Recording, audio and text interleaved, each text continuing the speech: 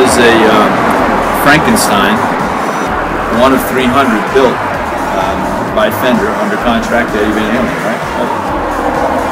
One of 300. They borrowed the original one and pretty much recreated it. They made 300 of them. I mean, everything from cigarette burns to the quarter to the reflectors on the back. Wow.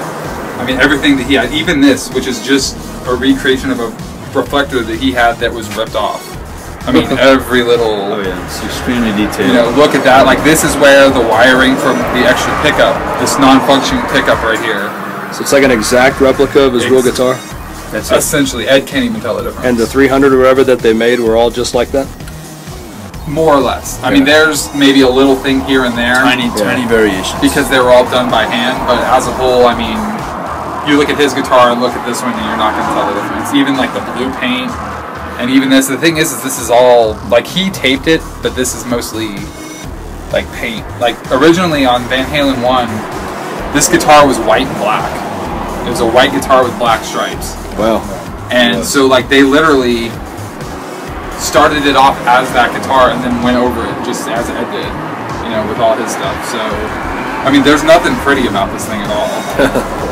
Well, he's got a tone knob, although it's the volume. Yeah.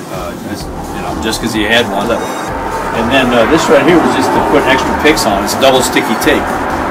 So anytime he threw a pick, can you go that way in the light? Move that chair out of the way. Anytime he threw a pick, he would just reach down and grab another one here. Oh wow! But this is the Fender 21 fret neck with the jumbo frets on it with a high profile. And this is a highly functional humbucker pickup. All this is junk. That's non-functional. That's just there for show. In fact, it's too far from the string. Pickup, as well as a old 5-way switch that I'm assuming was right here. Just in here for no reason, really. Just, you know, is more functionality over quality. It is a bar bend. I mean, there's nothing in here. There's nothing mounting the pickup. It's straight into the body. That's where he gets his tone. You know, it's each one of these humbuckers are actually autographed by him underneath and numbered. It's a crazy thing. What we did is he bought this from a guy where the East Coast or something. Yeah, it was a Boogie Bodies, I think. A company called Boogie Bodies is where he got the body from. It was like a B stock that he went in and just said, "Hey, what do you have laying around?" And it was like a flawed body, like, and he picked up. I think it was for like $50. Like he paid $50 for the body and I think $80 for the neck. Built this guitar off of that. It's got the old 70s Schaller tuners made in Germany on them. I mean, they really didn't miss anything on it. Even little paint splotches that are on the reflectors. I mean, it's top to bottom exactly like his guitar. What we're going to do today is just look it over. It came shipped without the neck on it. He had it in 2 pieces. So Jacob put the neck on it. We got it nice and tight. He strung it up.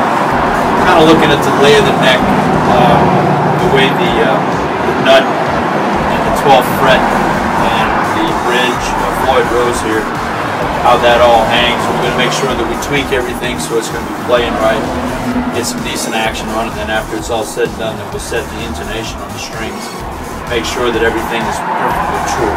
So that's what we're here today to do. So right out of the box then, it wasn't set up and ready to go? No, the guy that I purchased it from just didn't feel comfortable shipping it in one piece. Okay. So it all came separate. The body came in the case, the neck came separate, like bubble wrapped out the wazoo. I mean, all sorts of protection on it. Just he didn't feel comfortable shipping it together in case something, you know, if it was mishandled or something that fractured. Exactly. And it's an original replica? Yeah, there's one of 300. And what is it exactly? It's a Frankentstein. That's the only way to put it. Eddie Van Halen Frankentstein, built under contract with Fender. Nice. So we're going to work on it today and tweak it, and we'll show you what we do pretty much after we get done. Very good. That's the idea. All right. So what do you think? It's awesome. We had to take this thing. It was already strung. It has the 9-gauge strings on it, the cobalts. But we just basically went through it to see what we could get out of it. The neck rod has been adjusted. We now have a harmonious plane between the nut, the 12th fret, and the Floyd Rose back here. We had to do a trim adjustment on the Floyd Rose to get it to quit touching the wood. We're kind of grounding out, losing some sustain. So you do lose a little bit of sound with that. So by tweaking the back end of it, where you can see the springs if you turn around. Basically, we had to do a little bit of an adjustment back here on the back plate, which changes the pressure against the strings. And what you end up with is this isn't touching the wood anymore. It's small things like that that start robbing you of sound and sustain. So basically now we have a very harmonious setup. The string height is very good. We're not getting any rattling or buzzing on the frets. And this Frankenstein plays extremely well. So that's what we're going for. Mostly it was tweaking of this and tweaking of that. But that's what makes the difference between a so-so player and a really great player. That thing is ready to go on stage and do some serious damage. Nice. So she's a great axe now. Awesome. Yeah, played in good health, my friend. Thank you. All right.